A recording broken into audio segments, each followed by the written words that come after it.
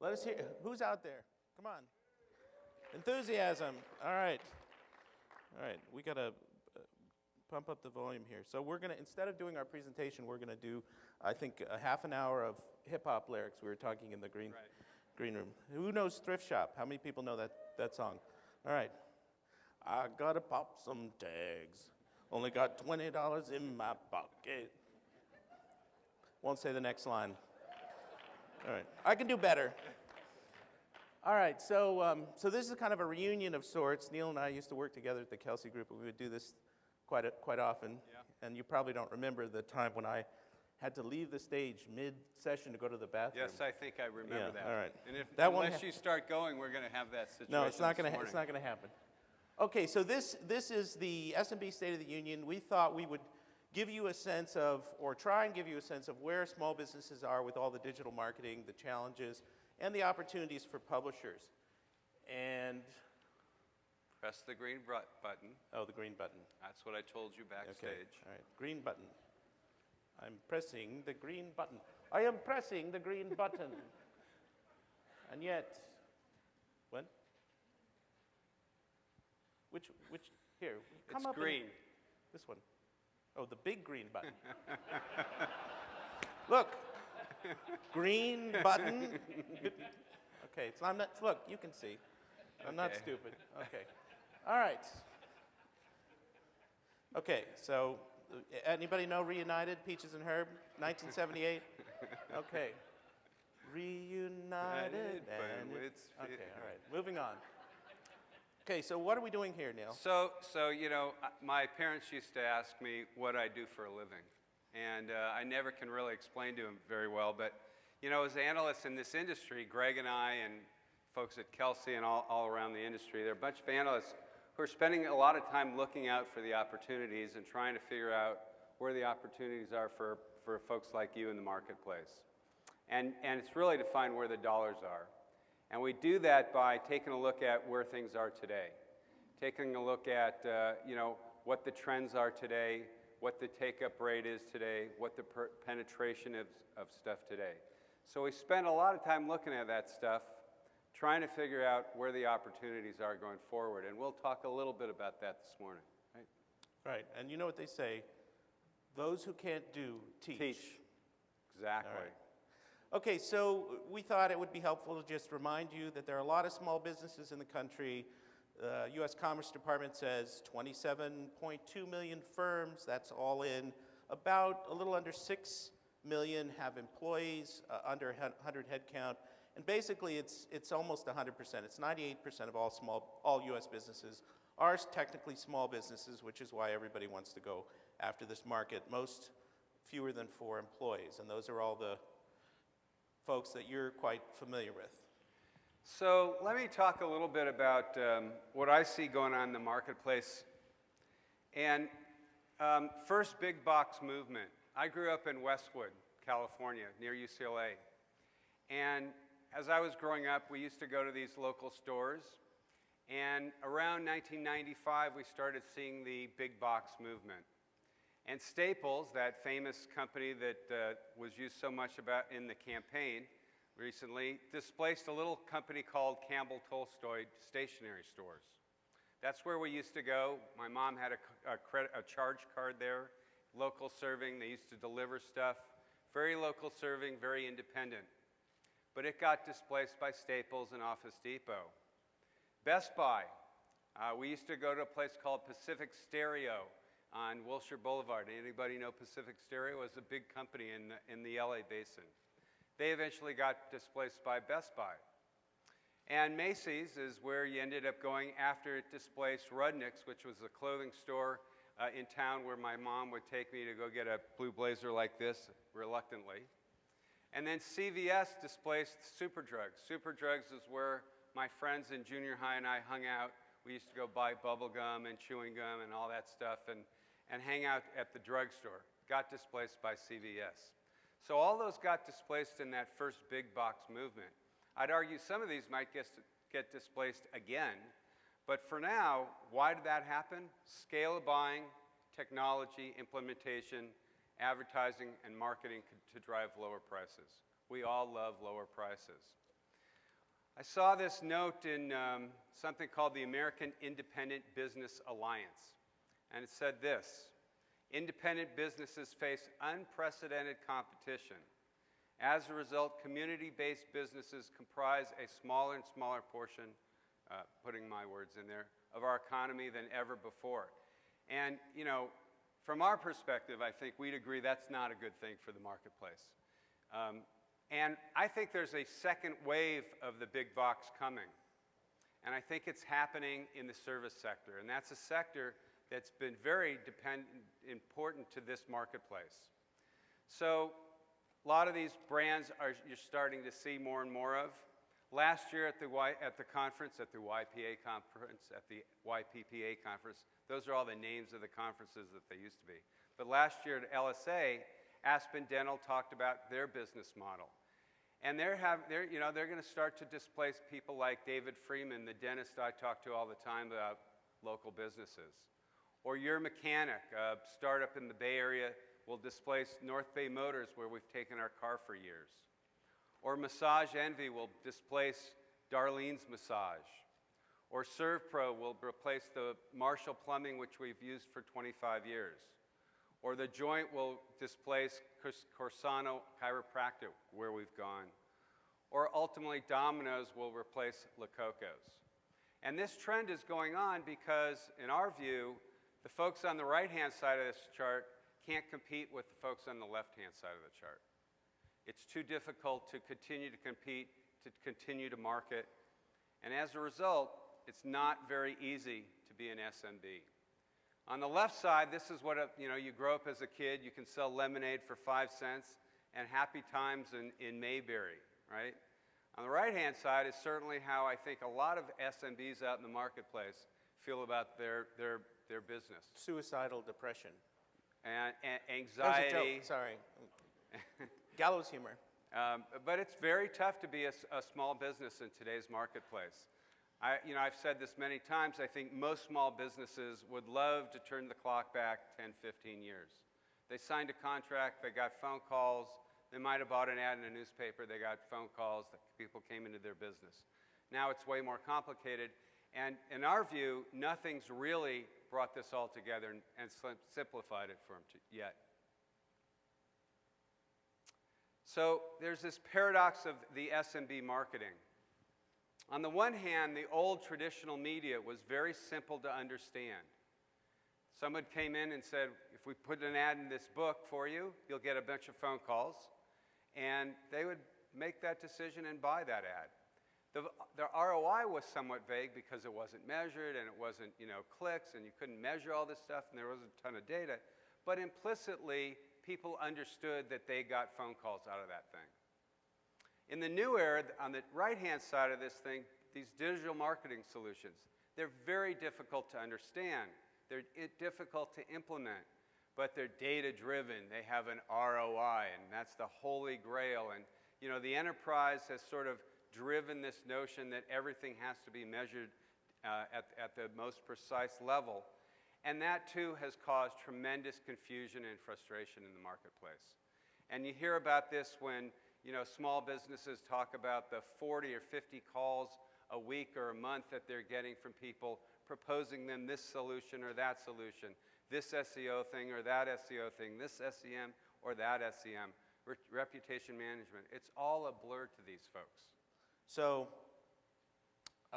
we decided to do a little exercise now comparing survey data with some data that was small business website audit that was done by vSplash that's actual, well, describe it, Neal. Well, they've run 6 million they've run audits of 6 million small business websites, and this is the data that, we'll go through. And right, so it's survey data versus actual material, factual on the ground data. Okay, so what they say versus what they do. These are the 7 verticals that were looked at, and these are the approximate numbers of the businesses in each vertical. And the survey data are all over the place. This slide reflects a couple of different surveys, and this is the percentage of the small business marketing budget that is reported to be directed toward digital, right? So we have a low of 30% and a high of over 60%. Now, it's plainly the case that small businesses on average are not spending 60% of their marketing budgets unless they're very low on digital marketing. There was a Boston Consulting Group study that came out a little while ago that showed that only 3% of their survey respondents' budgets were going to digital. So we have wildly divergent responses here. And I think some of what's going on in that is that merchants will claim that they're doing a lot more in terms of digital because they know they ought to be doing more. Or so they aspire to. Or they aspire to, so right. They answer the question in the affirmative even though they're not really Plan doing to anything. in the next 6 months. So this was a survey that Merchant Circle did a couple of years ago, 2011, and the question was asked, if you had to put all your time and energy and money into one channel, what would it be? So they said SEO, which is really a placeholder for we want to rank on Google. But when you look at the vSplash data about what's actually going on, most of these businesses have websites that are badly suboptimized. They don't have even basic contact information, let alone some of the more sophisticated tactics that are out there. So very, very small percentage of these businesses are actually able to live up to that aspiration.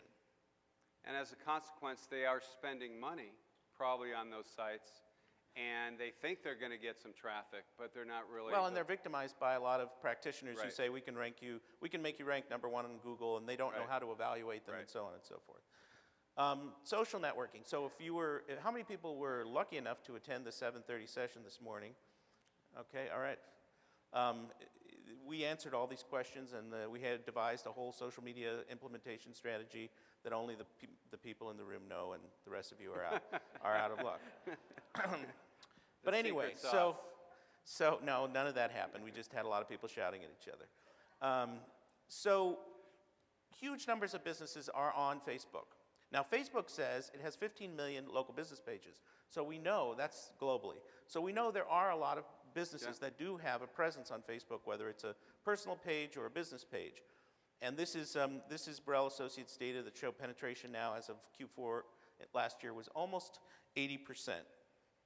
But when you look at what's actually going on with these websites across these 7 verticals, you know, either they're just telling tales, or they have so badly botched the synergy that they would get from linking back to their websites. Right, that's what's missing, is that they haven't figured out how to link the two. Right, the execution is very weak, it's very poor. And it's, you know, what's interesting, if you go back a slide. No, there's no going back. There's no going back. Okay, look there at it is. that, Greg. You know, we picked these categories on purpose because a lot of these categories have been, you know, very significant revenue generators for this industry. And, you know, it's interesting to see, you know, what this really says to us is there's still a tremendous amount of opportunity to help these folks. Because though they think they're doing a lot of stuff the right way, they're really right. not. That's right. There is a lot of opportunity, and we'll get to that in a moment. So with mobile websites, this is another survey where huge numbers of small businesses, 26%, 14% for a total of 40% say they've got a responsive web design site or they've got a dedicated mobile site. Well, this is at best an intention. Right. Okay? Right. Because in reality, well over 95% of them, there's no evidence of any mobile site at all. And if it is, it doesn't optimize for that mobile experience. Right. So back to you. So I think, so we took a look at all the deficiencies in these things, and we came up with an estimate of, you know, at least a $3 billion opportunity sitting out there in helping these merchants move from where they are today, which is sort of anemic, not really working, to something that might be called best practices, and moving them up the curve in terms of SEO, making sure their sites are SEO friendly, making sure that the site's optimized for the mobile experience. I saw something in my email today that the whole mobile thing is just this onward march that, you know, in 2 or 3 years, desktop searches will just be sort of. Well, I don't think that's entirely true, but it's certainly a juggernaut. That's every day there's yeah. another piece of right. data out there that says consumers are doing more and more and more of their shopping and their engaging experience on a mobile device. Right. Mobile is a critical component. Now, this number represents the gap between services that could be sold to them and what's being sold to them today, or the value of additional services that would bring them up to some standard that they claim they're already operating at. So it's a very significant opportunity, and I think what's missing in the marketplace is how that messaging and how that packaging is really being executed. And this number is larger than the annual revenues of certain companies that we know. But at the same time, there's this sort of growing service gap. On the one hand, the traditional channels, their margin structures and service overhead make it very difficult to sell to the really small SMBs. And on the other hand, all the stuff that these SMBs need to do is very complex, and so the adoption of that stuff and doing it the right way is slowing down. It drives a tremendous amount of churn in the marketplace. So these two things are sort of working against each other. Right, and we had this discussion in our social media session about what products could be sold at what price points and what level of service could you afford to deliver in a sustainable way with margin. With margin, and it's a very challenging issue. And I think this is kind of the issue that is going to face the industry for a number of years, to try and evolve the left-hand side, the margin structure, and how you can drive effectiveness in the channel, and at the same time to deliver a solution that doesn't churn, that doesn't come on for a couple months and they churn off, and really starts to close the gap between where these businesses would like to be from a digital perspective and where they are today. And often there's a human component in the background that has to operate in some of these cases, and so they're very expensive programs to run and difficult to run at scale. So I don't think we need to, how many of you believe that this is a fiercely competitive marketplace, right? 20 years ago, there were a couple sellers in the marketplace. The boundaries were very clearly defined. But over the last 10 and 15 years, and certainly the last 5 years, there are a host of characters and a host of companies that are pursuing this small business marketplace. It's a big marketplace, 5.7 to 23 million potentially. This industry today probably sits at about 15 to 18 to 20% penetration. That means if you do the math, the quick math on 10 million, there are 8 million opportunities out there. And everybody is starting to line up business processes and services to go at that marketplace. From Yelp and Demandforce and Groupon, all the way over to folks like Deluxe and the credit card companies and Dun & Bradstreet Credibility Corp. So everybody sees this great opportunity, and it's no surprise that these merchants are getting 30, 40 calls a week. That's too many. Okay, 20 calls. A lot of calls. It's a lot of, whatever the number is, some will say it's more, some will say it's less. It's a lot of calls. And it probably depends on your category too. And so it's a tremendously fierce marketplace. So on the heels of that point, you've got a lot of companies selling more or less the same product suite or a laundry list of very similar sounding products, making the market very, very noisy and making everybody sound more or less the same.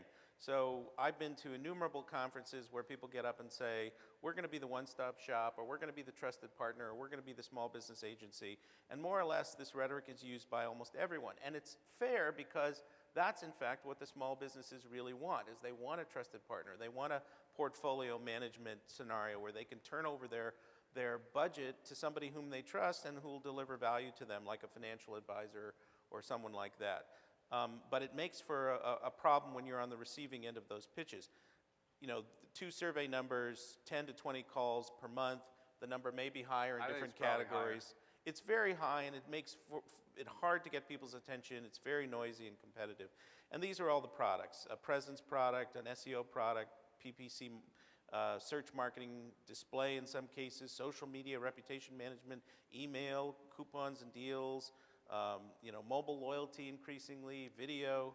And this just makes for a very, very complicated sale, and to say nothing of confusing the business owner. And this doesn't even include the people who are coming in to sell them point-of-sale machines, all this other sort of back-office business process stuff. Right, which we'll Which get we'll talk- into in a second. So where does the marketplace go from here? You know, our view is, and I think, is that, you know, delivering leads that convert was a great business. It was a great business model for a very long time. It meant basically delivering phone calls that then the merchant could convert. It's being in that part of the funnel that really drives the ultimate transaction. But it's easy to believe that it's become highly competitive. It's sustainable if you have a tremendous amount of owned and operated media, but if you're out there buying other media and buying traffic from other people, it becomes a very difficult business. It leads to high churn.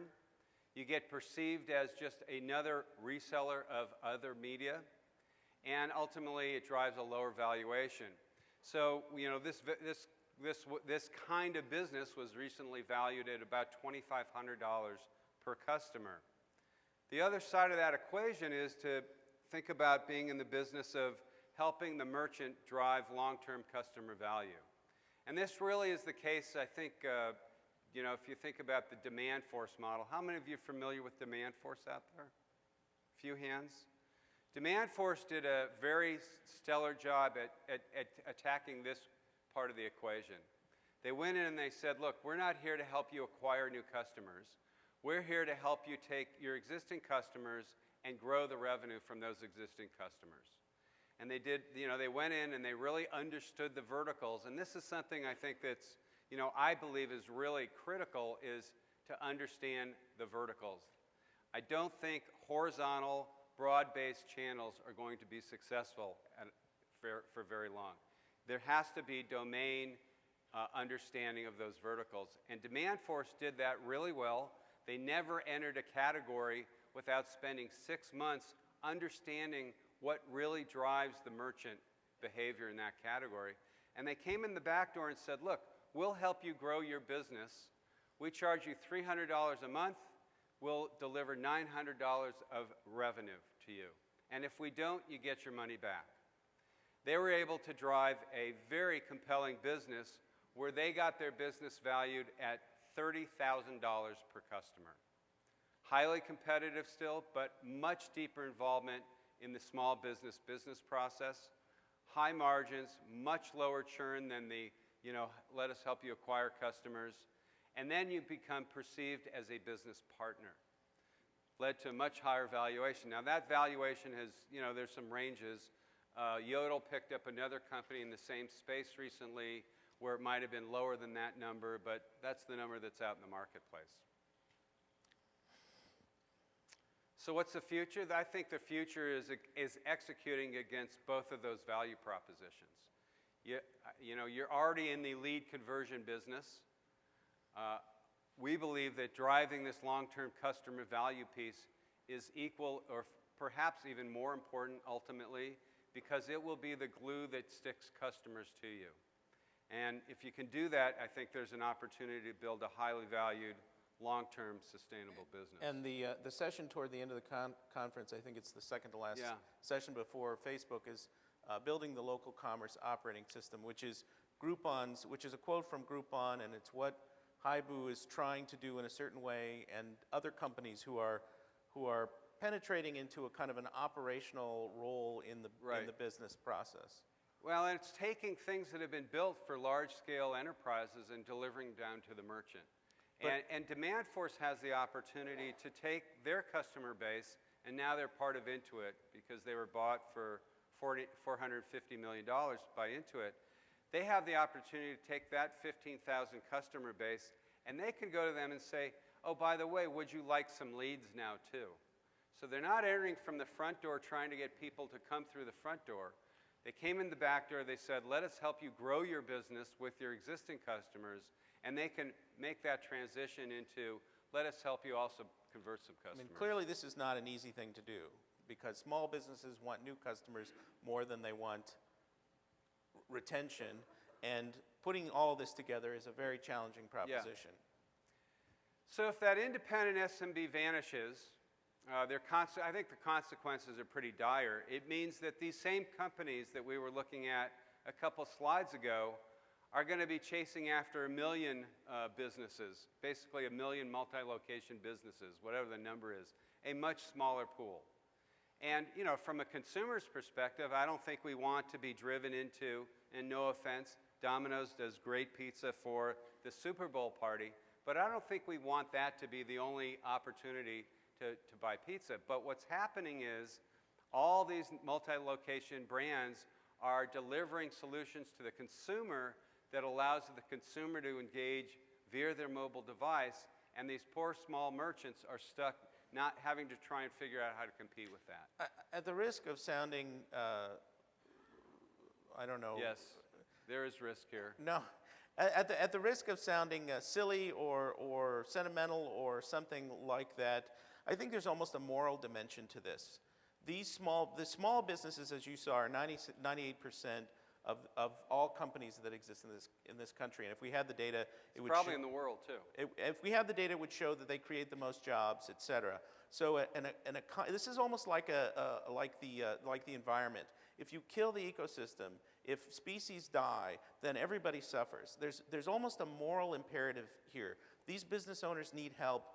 The people in this room need to help them, need to help solve these problems. And if we can do that, there's a great fit between sustainability and opportunity. An opportunity. You know, a couple weeks ago, I did a presentation at the BIA Kelsey event about the pizza category. And what you see is that small independent pizzerias, the share of the market has declined 25% in the last 2 years. And I would argue it's because they're not able to compete on the same level as Domino's and Pizza Hut and Little Caesars and Papa John's, who have pushed mobile apps into the marketplace that basically make buying a pizza frictionless. You know, you go onto your phone, you click this, you click this, you click this. And part of the back end of that is, you know, the little pizza guy can't deliver, it doesn't have the resources, A, to build that app, B, to get it loaded onto your device, you know, the consumer's device, C, have a delivery back end to deliver that stuff. So there are opportunities in this ecosystem that help these independent guys look a lot more like a multi-location business with the same tools, but that's where the scale. Chasm. That's where the scale can come in, and that independent pizza place may or may not be better than the chain, but probably it is in certain cases. And the consumer is going to go where the convenience is, That's where right. the path of least resistance is. Where there's frictionless. Right. So, Greg, we have 4 minutes. Yeah, we 4 can even minutes. Take questions. Okay. Yeah. So I mean, you know this story as well as anybody. We have a vast market here. There's lots and lots of money. Everyone is confused. Everyone needs help. There's a lot of noise. There's a lot of problems to solve, okay? And we're going to hear about the transformation of Pajon into SoLocal and how they went from being an analog business to a digital business and how they've addressed some of these problems. The business needs to be reinvented. And there is, as Neal pointed out, an opportunity that's much larger than the traditional business, which is new customer acquisition. There's a way to get into the operations of the business and retain those customers and even grow the share of budget that they're spending, and it's much harder to displace a company in that position. Right. And this requires really essentially new skills up and down the line. Now, you know, as the tag at the end here. We're analysts. It's easy for us to say Well, it's this very stuff. easy to say this, and it's incredibly difficult to do this on the ground. But as I said, I mean, these business owners need and want help. And they want a good value, and it's our job to help them out and to keep them in business, to make it possible for them to compete. And you know, I always my friend Dan, the dentist, who I see a lot, I take him to lunch and I hear his war stories, and he's like, you know, I don't want to be in the search engine marketing business. That is not what I went to, you know, dental school to do. I went to dental school to, you know, fill teeth and do crowns and do bridges, and I'm being forced to make these decisions over and over and over again about my website, about SEM, about, you know, do I go with Demand Force or do I go with Lighthouse 360? And he's a smart guy. And he's essentially incapacitated by all the stuff coming at him. And what he really wants to do is do dentistry. And if you think about it from that perspective, how does this industry enable all these businesses out there, whether the guy fixes cars or replaces windows or does dentistry? That's really what they wanted to do.